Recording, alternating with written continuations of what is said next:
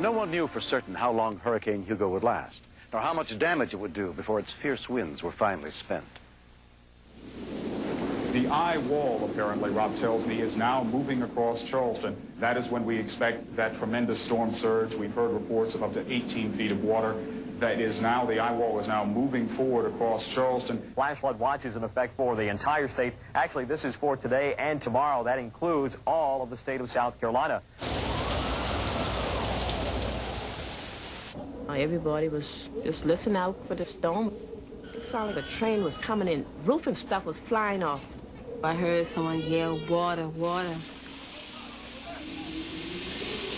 Water was coming in fast. I started panicking. Everybody started panicking. In about 5 minutes or less, the water was about to my waist.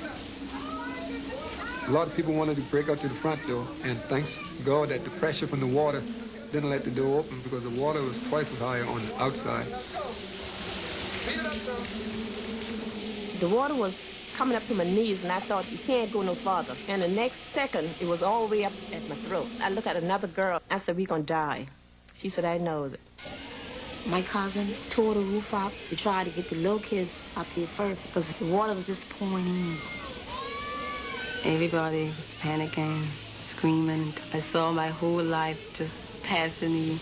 I thought of all the things that I did in the past, the things that I wanted to get accomplished in the future. I didn't know if I was ever going to get those things done again. The water came in so fast, like it wasn't never going to stop. We got most of the people up on the tables and chairs around it, and I heard the people tell their wife and the kids, let's all hold hands, we're going to die together, let's go down together.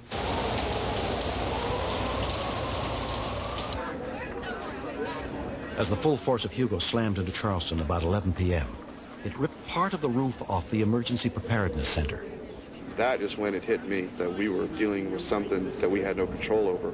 I think probably the most prudent thing that we could do is at least try to make it to the eye passes, or the eye is here, because we have winds that are now, I am sure, well over 100 miles an hour outside. It will pick up anything. It will pick up little rocks off the ground. It will take things off of your truck and make them missiles.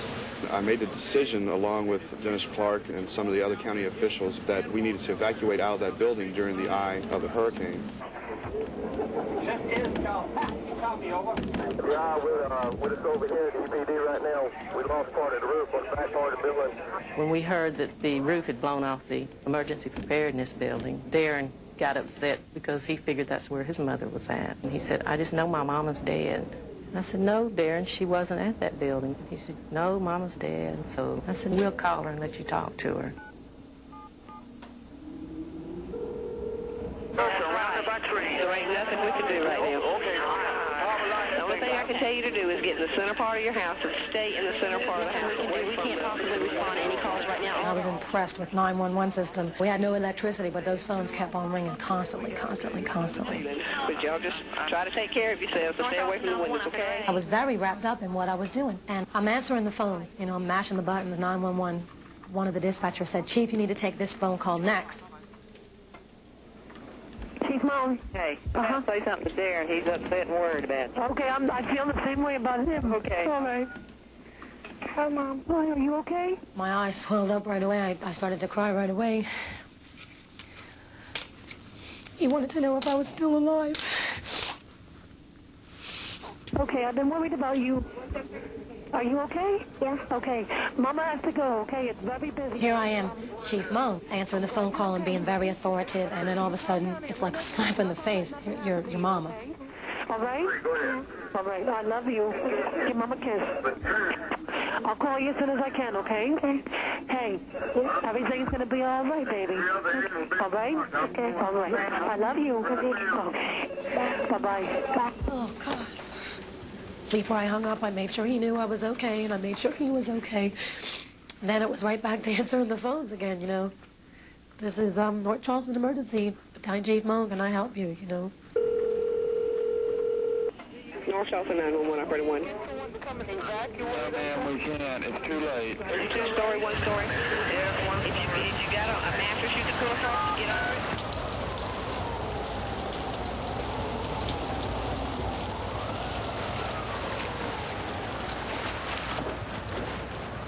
Approximately the third, maybe the fourth time I went out there, I lost my footing. By the time I got back up, they had the rope tight, and they were getting ready to pull me back. But then I said, no, I'm okay, let's go, come on. I remember thinking, I can't keep doing this because I was exhausted, and I thought buildings are going to come down. I didn't think they would be able to withstand the wind. At Lincoln High School, the water in the buildings continued to rise. There was nowhere to escape it.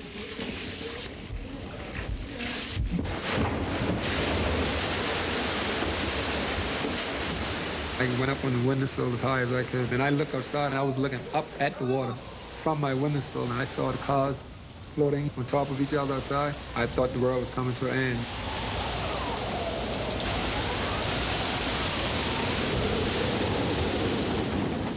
By daybreak, the storm was over. It was the grayest dawn I've ever seen, and quiet. A Coast Guard helicopter came in, and it was a beautiful sight.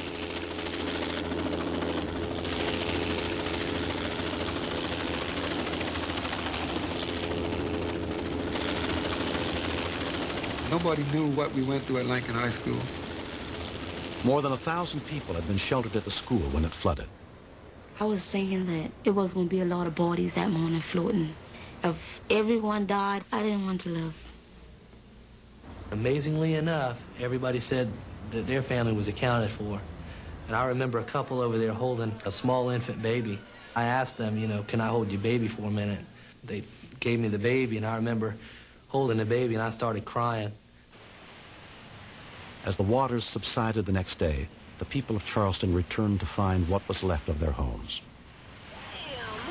Only 3 lives were lost in Charleston as a result of Hugo. For the Stewart family, the biggest relief that day was learning that Herman was going to be all right. When they told me that Keisha saved my life, I was very surprised. It made me feel very proud. They could save the daddy life, so I think both of them was heroes. Shirley is also proud of her daughters and grateful to the maintenance workers who risked their lives that night to keep the generators running. I want to thank those men for what they did. Otherwise, my husband probably wouldn't be here today if they hadn't done what they did. May God bless them. This rope was secured around our waist with about 4 of the other maintenance guys around it. I'm proud of what I did, but I also have to feel for all the other guys down here that did just as much, if not more. So you can call me a hero or whatever, but if you do, you have to call the rest of the people heroes too. Disaster relief immediately began helping the thousands of people left homeless in the devastated city. Battalion Chief Helen Mohn worked hundreds of hours of overtime in the next few weeks. I love my job, and he knows that, but we have a great relationship. When I'm not at work, I'm with him. So he's like my roommate, my best friend. You know, I think everything's going to be okay for us. I talked to my mom, and she said she went and hurt, and she said she was okay. When we could go back and I could see my mom, that was the happiest moment.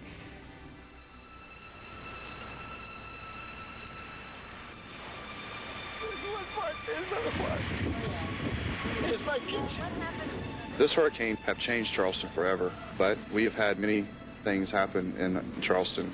We've had the Civil War, we've had a major earthquake, we've had a major fire. We've always bounced back. One of the favorite books that I've got at home is a pictorial book of Charleston that's entitled Come Hell or High Water. And I think that basically says that come hell or high water, we'll be back.